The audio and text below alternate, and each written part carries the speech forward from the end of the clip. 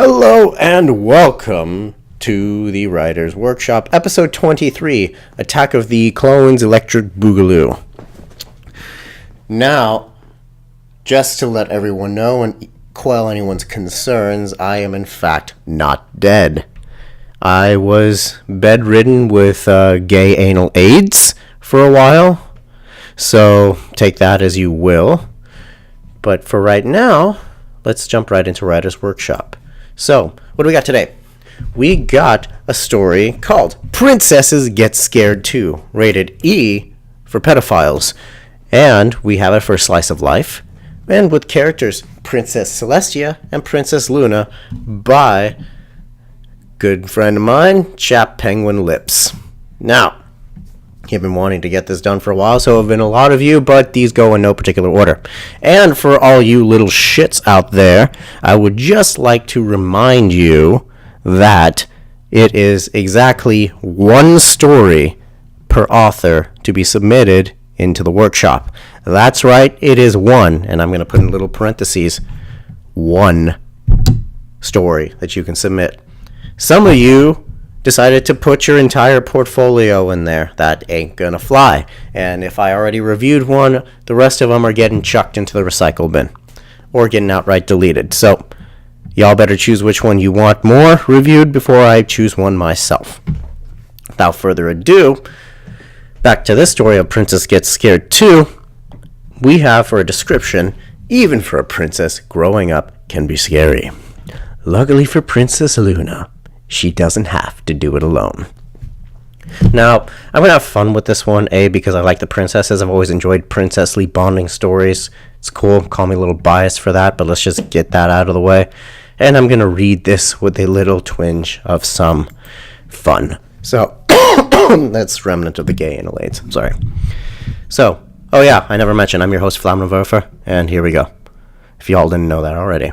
So, chapter title, But Not If Older Sister Has Anything to Say About It.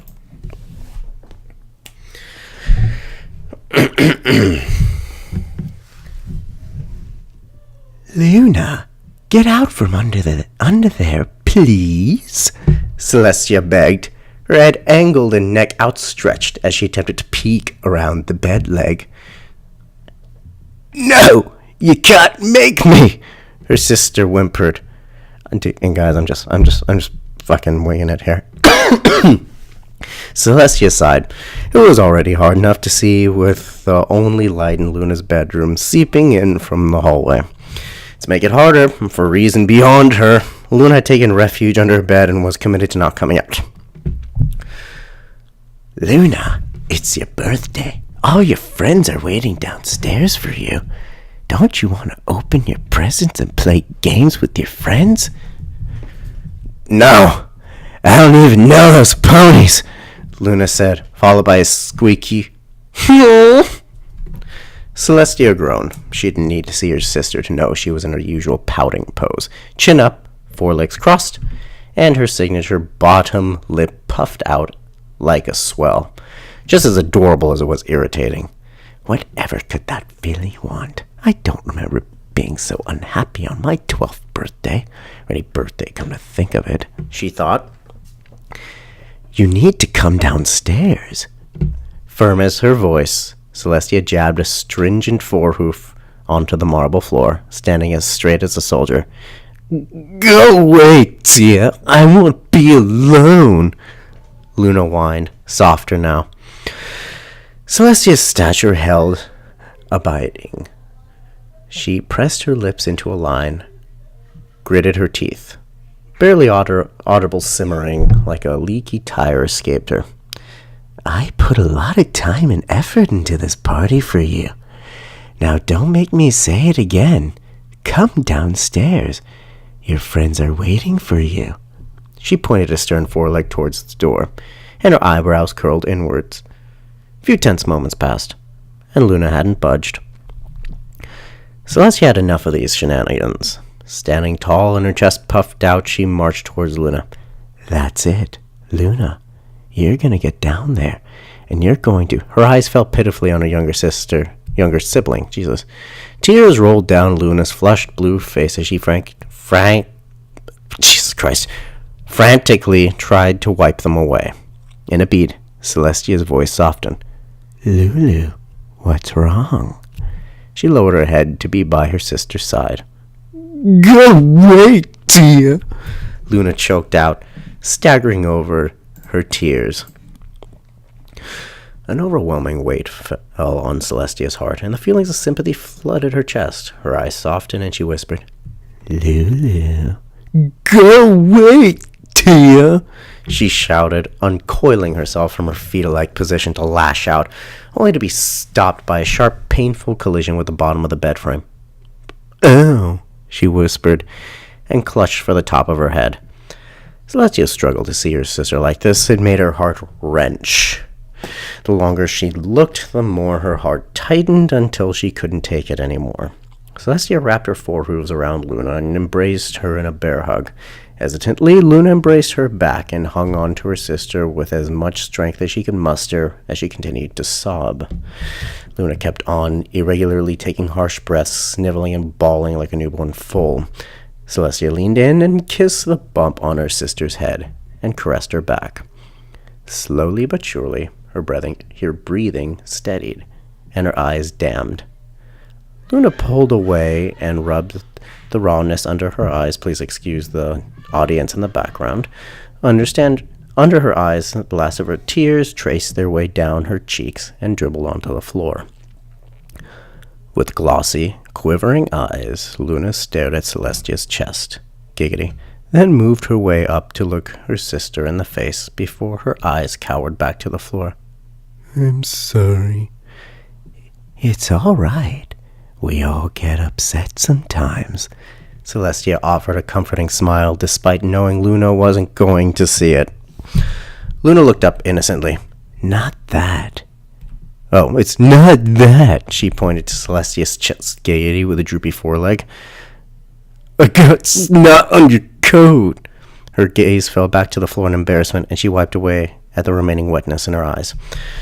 Celestia went cross-eyed and peered at her chest awkwardly. No doubt about it, there was a mixture of snot and tears smeared onto her coat. Quite a bit of it, too. Celestia scanned the room and spotted a box of tissues on Luna's nightstand. With a sparkle of her horn, she plucked a few sheets and levitated them to her side. "Don't worry about it. It doesn't matter," she said, and wiped herself off. "Look up," she instructed, and Luna complied. Celestia cleaned off her sister's face until all that remained were blushed cheeks and a nervous glint in her eyes. Celestia balled the tissues up and threw them away in a nearby trash can.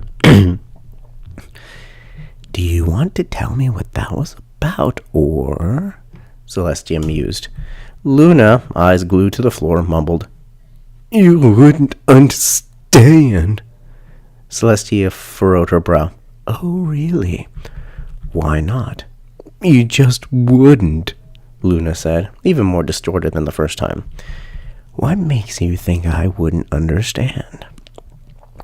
"'Cause," Luna twirled a forehoof and thought, Jesus Christ, her eyes moving across the floor. "You're different." Well, that's racist. "How am I different?" "Because you don't get scared, Tia," Luna exclaimed, catching both herself and Celestia by surprise. Celestia flinched, and her mouth unhinged slightly to speak, but she was stricken with silence. "I'm sorry, I didn't mean to yell." Celestia remained quiet. She only stared at her sister while she asked herself the same question over and over again. Why doesn't she think I get scared? She pondered, until finally, unexpecting of Celestia, it snuck past Luna's lips. "Because you're never scared. You don't act scared." Celestia blinked.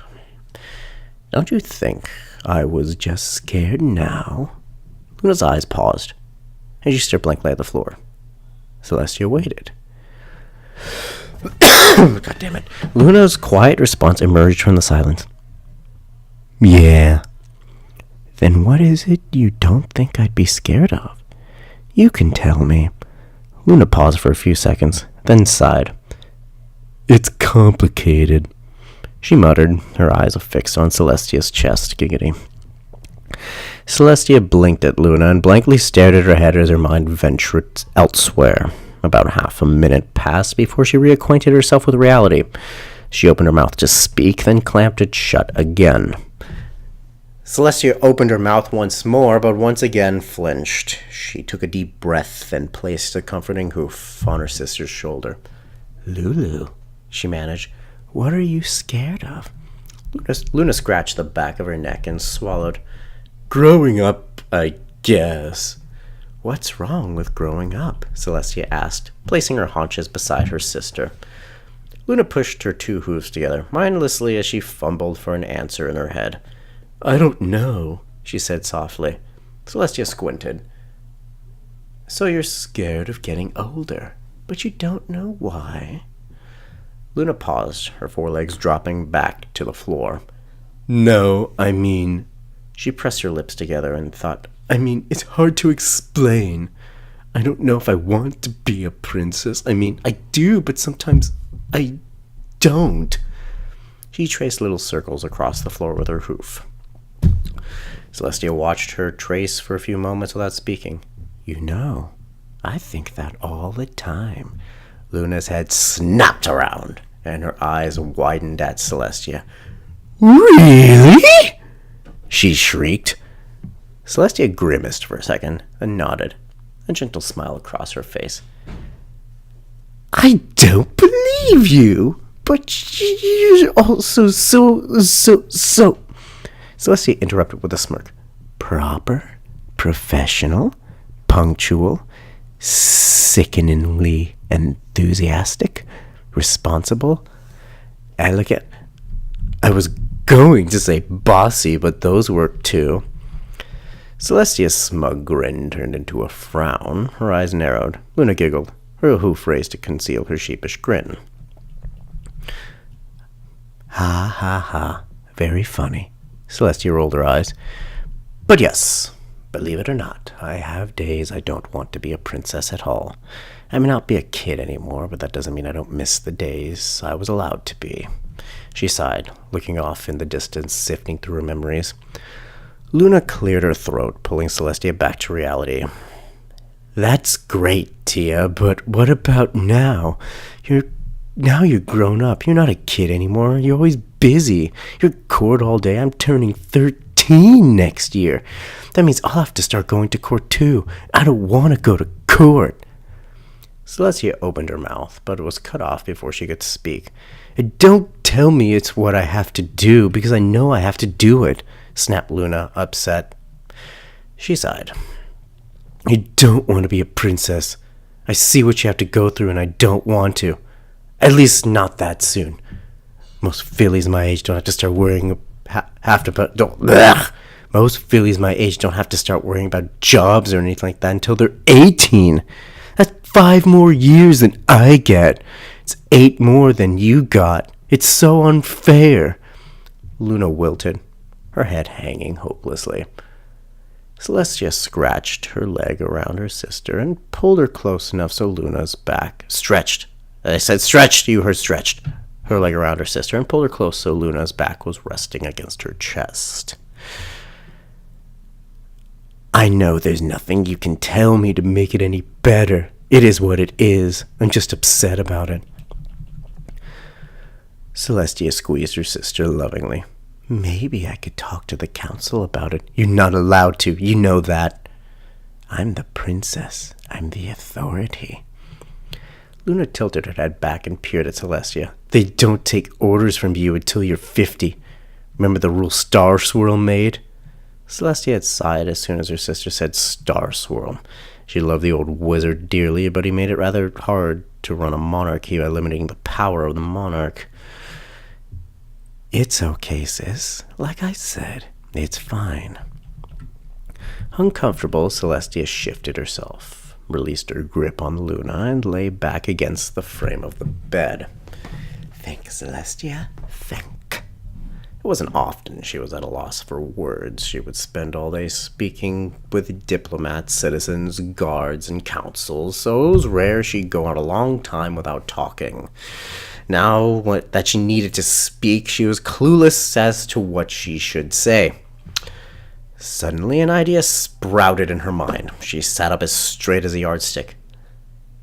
Lulu? Luna tilted her head back just enough so that their eyes locked with one another. You have the most vivid dreams, don't you? Luna appeared puzzled, scrunching her face together.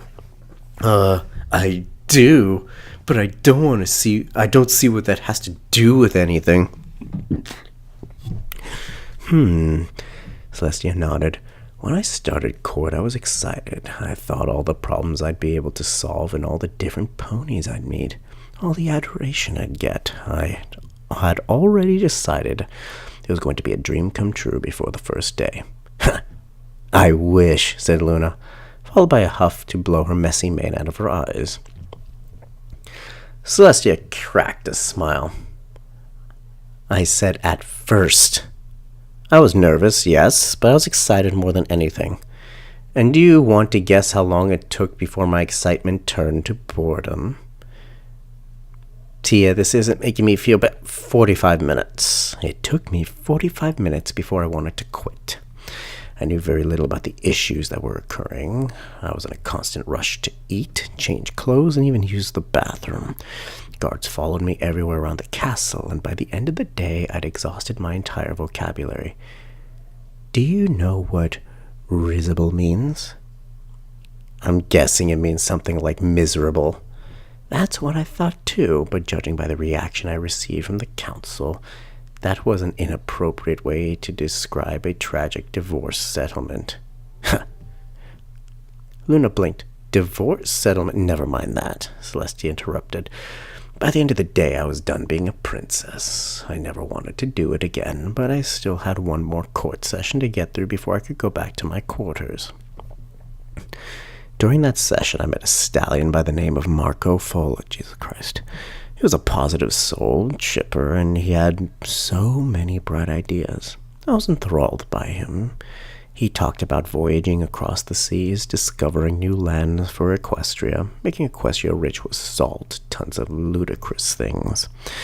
The council told me he was a nut, and said it would be stupid to fund his expeditions, his dreams, but he was just so passionate I couldn't say no. Today, he has made Equestria a much better place. Resources are aplenty and our horizons are wider. And this was only 9 years ago. Celestia smiled at Luna, who had turned a full 180 degrees since she started her story. That's great, Tia. Luna raised her chin slightly so she could look Celestia in the eye. But what does that have to do with anything or dreams? Celestia's dimples puffed out like marshmallows. Since that first day, I've decided to focus on not the task at Hoof, but the ponies involved with the task. Whomever my decisions may impact, I think about them, and I think they're really no different than myself. We share similar thoughts, similar feelings, and like every pony else, they have a dream. And I know whatever I'm doing, whether it's funding a voyage, passing a bill to unite tribes, or even something as small as buying the Philly Scout cookies, I'm helping whomever in some way. And that helps you? Luna asked. Celestia gave a simple nod. Absolutely, she said, rising to all fours. It reminds me of why what we do is so important. Think small. Though court may be dreadfully boring, most times you're helping somebody who really needs it. If you think about the individual you're helping, it seems like less like a chore.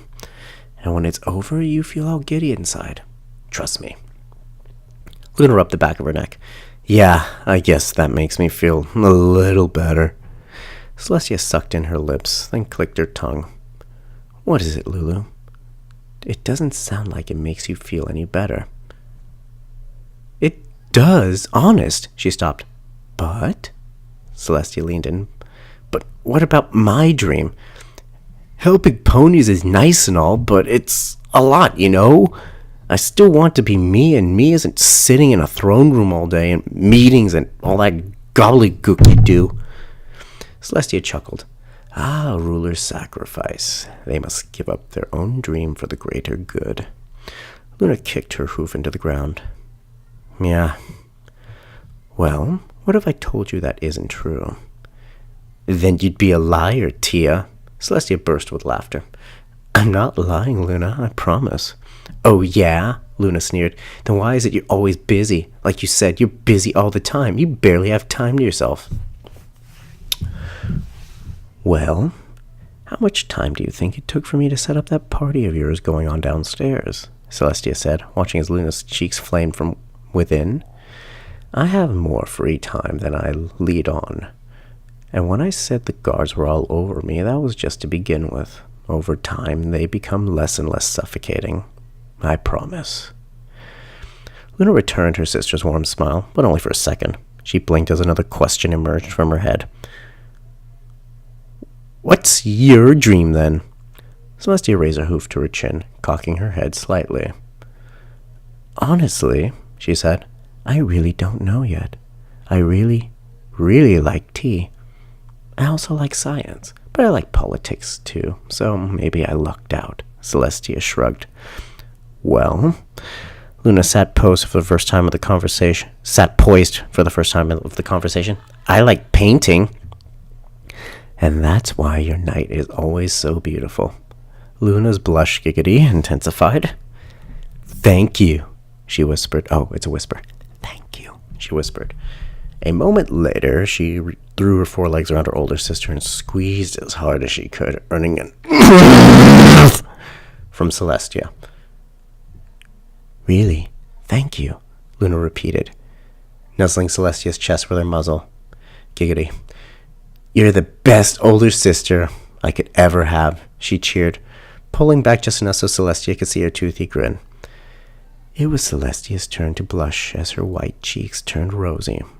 Well, I'm glad I could help. She patted her sister on the back with one hoof and used the other to ruffle her mane. Luna withdrew from her embrace, swatting her hoof away, giggling. Stop, Tia, you're messing it up. No, I'm fixing it, she said smugly, warranting an eye roll from her sibling. So, do you think you want to be a princess again? Luna held a pensive expression, waiting for a moment before waving a dismissive hoof. We'll see. She shrugged casually. I still have a year to think on it. Well, all right then, Celestia beamed. Now how about that party? I've really wanted a slice of cake since it came out of the oven this morning. Luna snickered. I hate that version of the word. You eat a lot of cake, Tia. Call it one of my princess perks, she said with a wink, then gleefully trotted out of the room. Following her sister's lead, Luna skipped out on her own accord. An author's note. Yeah, it's fine. So, God, what can I say, but you're welcome. Okay. So, now that we've come to the end, I would like to immediately start, as always, with my disclaimer. My disclaimer is that my opinions are formed by my experiences, my causes and effects of my own writing, my failures, and my successes. There are plenty of people who like my own style and how I view the world of writing, and there are plenty of people who think it's shit. I am just one person, and my opinions are those of myself and no one else. Your mileage may vary, and take it with a huge grain of salt. So, let's start again now, immediately right off the bat, and get out the things that I don't like about the story.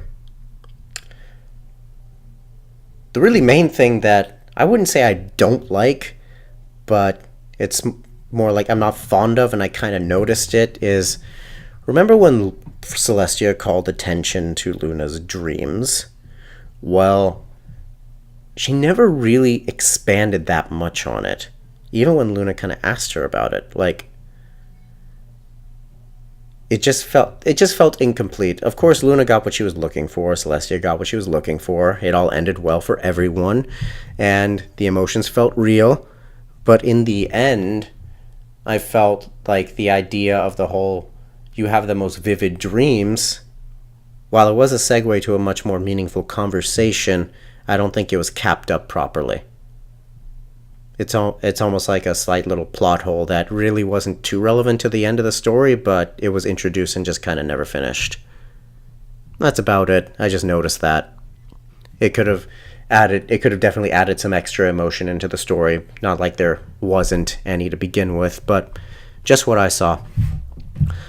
Other than that, there really wasn't anything else I had to complain about based on the scope of the story itself, the concept, and what it was trying to accomplish. So let's look into things I do like about the story. One thing is that young Celestia and Luna, I feel are characterized pretty well here. Now, I'm sure based on canon they'd be speaking in Old Equestrian, but regardless, their personalities seem more youthful, yet still seem the same at the same time. So that works for me, in my opinion. Nothing should be drastically different. Nothing should have been drastically the same. And Luna was definitely much more immature here, which makes sense considering what happens in the future with her, how impulsive she is at first, and then leading to her future behavior after the corruption incident with her. So, characterization, spot on. One thing I would also like to point out here is that the second thing I like is for the most part, it's the grammar in here. It's actually very well put together. I noticed very little. I actually didn't notice anything that made me stop other than my own coughing. The occasional misspelling, but the rules of writing were done pretty well here. The only thing that actually changes maybe some spacing with dialogue. Oh yeah, and let me just add that the imagery was excellent in here. And I should have added this to things that kind of, I wouldn't even say miffed me, but I should add this to the aforementioned list, that the imagery here is excellent, almost to a fault. What I mean by that is that the imagery is very... There was definitely... It definitely looks like there was an attempt when... It definitely looks like there was an attempt to avoid using adjectives, or adverbs, excuse me, using adverbs. It definitely looks like people were going at it. It definitely looks like either Chapped or his editors were trying to cut down on the use of adverbs, which is fine. That's a stylistic choice. But to me personally, if you don't have a couple ly words in here that can just make your writing a little more concise while delivering the same type of imagery for the most part, don't go mental with them. But then the writing starts feeling very mechanical. The imagery starts feeling almost artificial. It's not as immersive. I've dealt with that issue myself as well, but it's just something I noticed. So, for example, instead, while explaining the mannerisms of the pony are excellent, it's those little things that actually count when you do it every single time between every little bit of dialogue. For example, if Celestia places a hoof to her chin and cocks her eyebrow and clicks her tongue, that's an awful lot to say when you could just say she completed her inquisitive visage with a hoof to her chin. It's almost the same amount of words, but it feels a lot less mechanical. Artificial imagery works, but it's like artificial and mechanical imagery, while it gets the job done, in my opinion, and this is really, really hard to do. I still struggle with it. It's almost like CGI. You know when in Rogue One, when they brought back Grand Moff Tarkin, and he looked perfect, almost too perfect to a fault. You could tell something was off with him. That's kind of what this is. It was nothing really inherently wrong with it, but it doesn't immerse you as much as you'd like, and it's not always that obvious. Back to shit I do like. The imagery is still spot on regardless. The grammar is great. The pacing is good. The scope of the fic itself didn't meander. That's what I liked the most. So, all in all, good fic. Characterized the ponies a little bit better. Gave more character depth and detail to the princesses. Great work on that.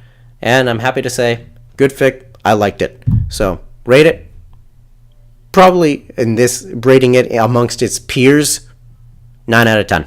Amongst its peers of just like little happy-go-lucky, slight little bit of drama, happy fic. So, good shit, Chapped. And with that, that concludes episode 23 of Writer's Workshop. I'm hopefully trying to get back to a more regular schedule. So, that being said, I am Flammenwerfer, and I will see you all next time. Have a wonderful evening.